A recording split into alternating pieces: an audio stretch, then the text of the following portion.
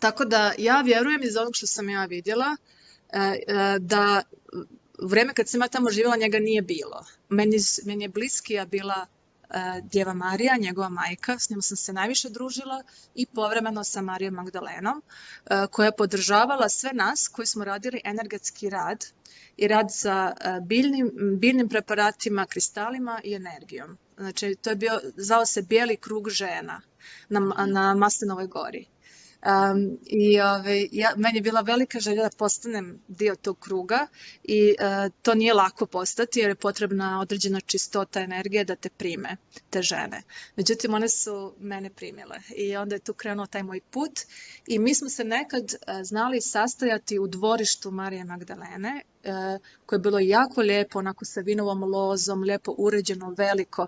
Znači, ona je dolazila iz jedne bogate porodice i nije bilo